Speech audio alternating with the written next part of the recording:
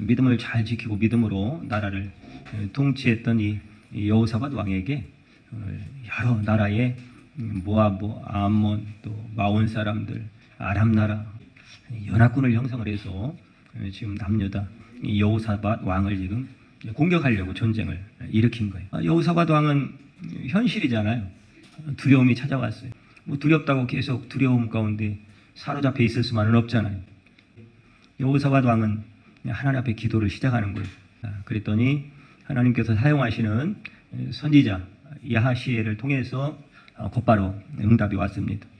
그러면서 여호사밧 왕에게 하는 말이 두려워하지 마, 두려워하지 마. 이 전쟁은 너희가 볼 때 내 나라의 연합군이 금방 내 나라를 정복해서 다 끝낼 것 같이 쳐들어오고 있지만 사실은 너희도 알거니와 너희가 할 수 있는 게 없잖아. 너희 나라가 그 네 개의 연합군 어떻게 이길 거야? 애초에 이 전쟁은 너희가 하는 것이 아니라 하나님은 내가 하는 거야. 내가 하는 거야. 그러니까 나만 믿고 따라와. 나만 믿고 두려워하지 마. 이렇게 말씀을 하는 거예요. 그러면서 그 적들을 향해서 그냥 너희 담대히 나아가. 어차피 내가 할 거니까 너희는 그냥 나가면 되는 거야. 이렇게 말씀을 하는 거예요. 이제 오늘날로 우리에게 말한다면 우리의 삶에 살아가는 모든 여정이 마치 죽느냐 사느냐. 오늘 연합군들이 여호사밧을 쳐들어온 것처럼 마치 전쟁과도 같은 그것이 바로 우리가 살아가는 영적 전쟁터다라고 하는 거죠. 그럴 때에 너에게 찾아온 실제적인 또 고난들이 있잖아요. 이것만큼은 뭔가 좀 돼야 되는데, 이번 문제만큼은 해결이 돼야 되는데, 이건 큰 문제인데 라고 하는 그런 문제들 앞에서 야 어차피 그런다고 너희가 해결할 수 있는 게 아니잖아. 지금까지 살아온 거 뒤돌아봐봐. 네가 걱정한다고 된 게 있냐? 네가 염려한다고 발버둥 친다고 된 게 있냐? 다 지나가면 하나님이 한 거잖아. 내가 한 거잖아. 그런 와중에도 하나님이 너희를 붙들고 여기까지 에베네셀 인도한 거 아니야.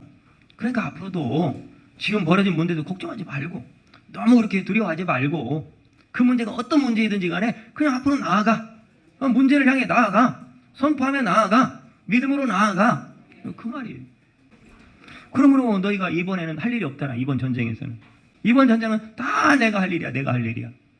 우리의 삶도 그렇다 이거예요. 우리가 할 게 없어요. 보면은 할 수 있는 게 몇 가지 손에 꼽을 정도예요. 다 하나님이 할 일입니다. 맡기시라는 거예요. 맡기시라. 여호사밧이 백성들에게 한마디를 하고 시작을 하는 거예요. 그게 뭐냐면 너희 하나님 여호와를 신뢰하라. 그리고 그의 선지자들을 신뢰하라.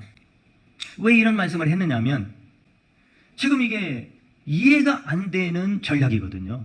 이 여호사밧이 한 일이 두 가지예요. 두 가지. 하나는 뭐냐면 찬양대의 예복을 입혀서 군대 앞에 세우라는 거예요.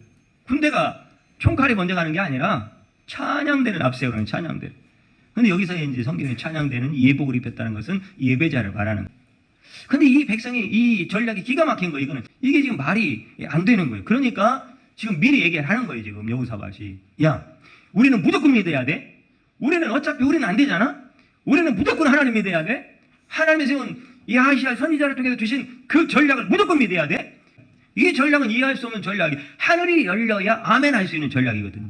그러니 기도하지 않고 어떻게 선지자가 아니고 어떻게 선지자의 말을 따르지 않고 어떻게 별 얘기가 다 나올 수 있는 전략이거든요. 근데 마음은 하나로 모을 수 없으니까 두 가지 찬양대 앞세워 그 다음에 마음을 하나로 백성들의 마음을 모아. 이 두 가지 두 가지. 자 여호사밧 왕은 한마디로 뭐냐면 전쟁을 뭐로 이기겠다? 예배로 이기겠다. 전쟁을 찬송으로 이기겠다. 전쟁을 기도로 이기겠다. 여러분 이게 아멘인데 그냥 늘 들어왔기 때문에 아멘이 아닌 거예요. 진짜 이깁니다.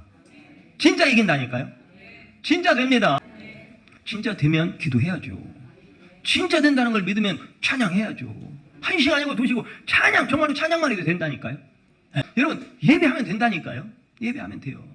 근데 여러분 예배가 죽어있고 찬양이 죽어있고 오늘 우리는 다시 한번 이 여호사밧의 결정 앞에 머리를 한 번은 숙여야 되지 않겠는가. 다시 한번 우리 지난날의 결정들을 점검하는 시간이 되어야 되지 않겠느냐라고 하는 거죠. 이 전쟁을 내가 한다라고 생각하면 달라지죠. 사실 여러분의 생각이 맞아요.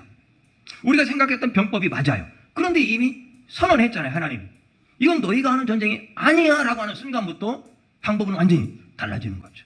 인간의 방법은 하나도 없는 거죠. 오직 하나님의 방법만으로 하시겠다라는 거니까. 우리는 하나님의 방법이 뭔지를 찾아야 되는 거잖아요. 그게 뭔지를 알아야 되는 거잖아요. 어떻게 엎드리지 않고, 어떻게 기도하지 않고, 어떻게 두 손 들지 않고, 어떻게 우리 하늘의 문이 열리지 않고 그 하나님의 뜻을 알 수가 있겠습니까?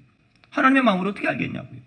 그러니 하나님의 역사를 볼 수가 없는 거죠. 여러분, 우리는 세상적인 결정 방식을 다시 한번 재고하고 한번 내려놔보고 정말로 성경적인 오늘 이 여호사밧이 보여주고 있는 전쟁 앞에서의 이 결정의 방식을 우리 한번 다시 한번 숙고해봐야 돼요. 묵상해봐야 돼요.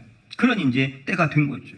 내 형편은 지금 초라하고 별 볼 일 없지만 우리 믿음으로 한번 결정해보자. 이거거든요. 이거. 그 선택이 잘못됐든 잘했든 믿음으로 결정하면, 하나님을 신뢰하고 의지하고 결정하면 하나님이 책임져 주시는 거예요. 잘못돼도 책임져 주시고 안 돼도 책임져 주시고 하나님은 정확히 보고 시켜주시는 거예요.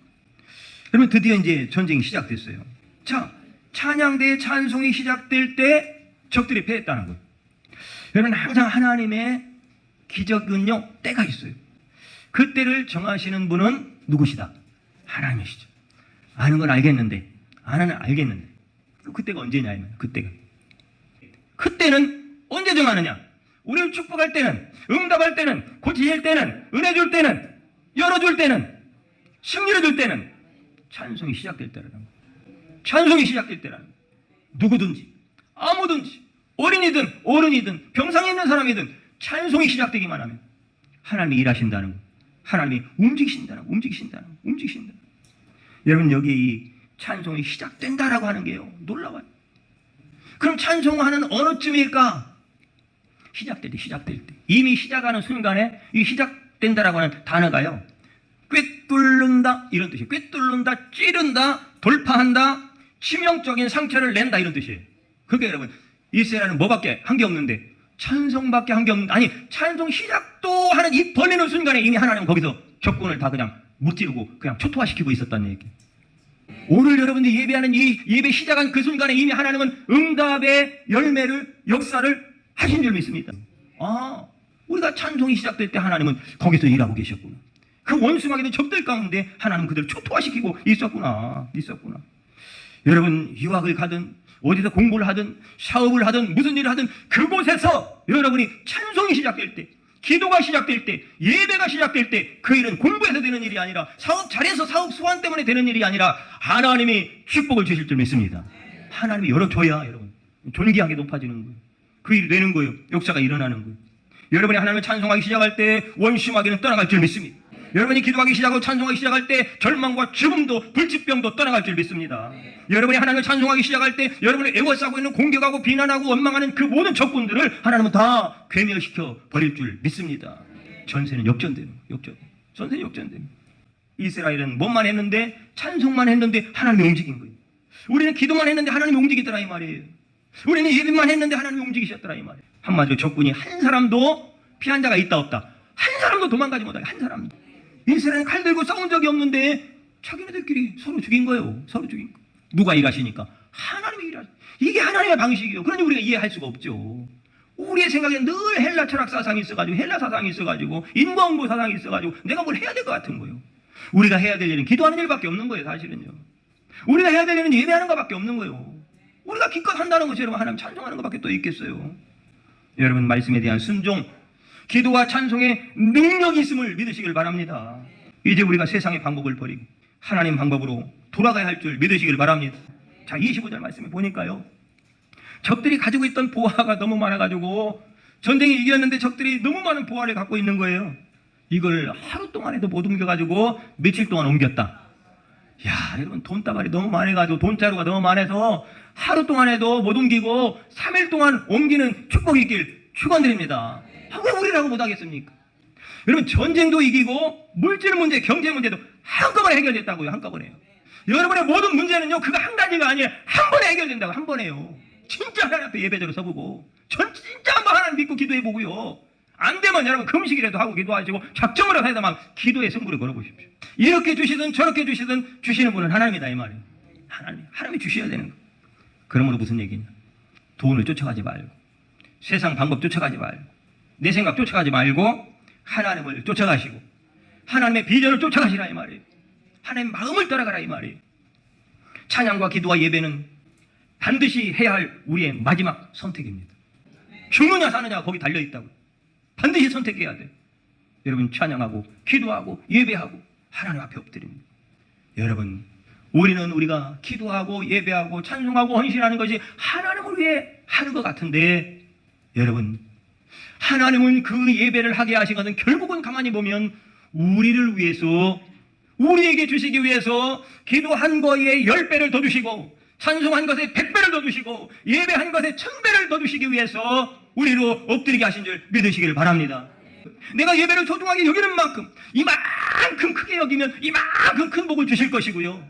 내가 하나님 앞에 그 기도를 어떤 비중을 두고서 엎드리고 기도하고 찬양하고 예배하느냐에 따라서 그만큼 주신다고요. 여러분 이 전쟁의 결론 결국은 하나님이 하나님의 자녀들에게 복을 주시기 위한 거라고요.